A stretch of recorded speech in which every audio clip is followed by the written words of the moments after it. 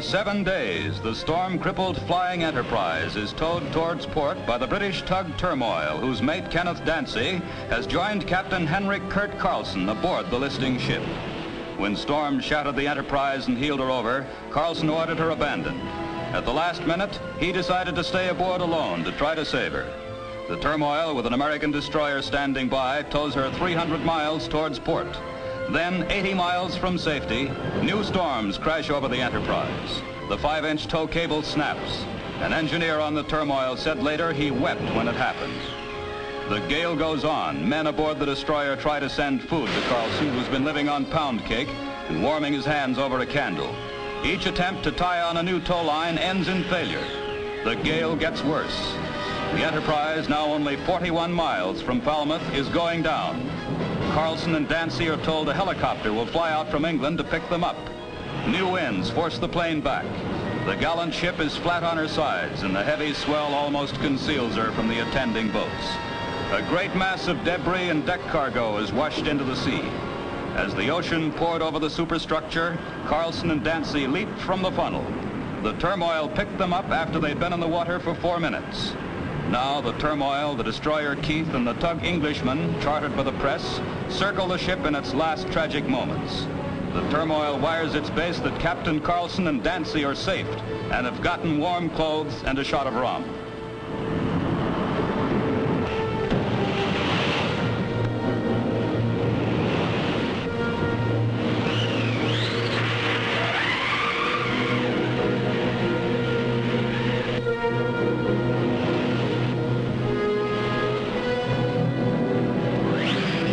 Half an hour later, the Enterprise is 90% underwater. Her bow is almost straight up in the air, and then she begins to settle in 40 fathoms of angry sea, taking with her $2 million of cargo, steel, automobiles, antique furniture, objects of art, which can never be replaced.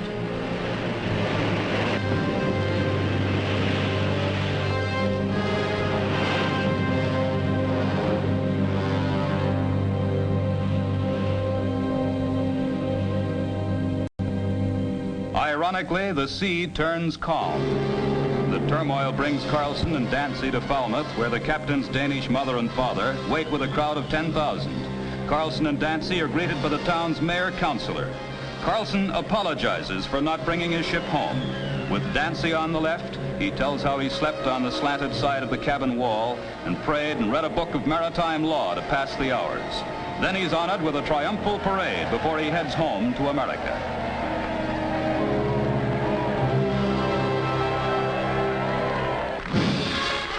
Landing at New York's Idlewild Airport, Carlsen is greeted by his wife and daughters. A few weeks ago, he was just another sea captain.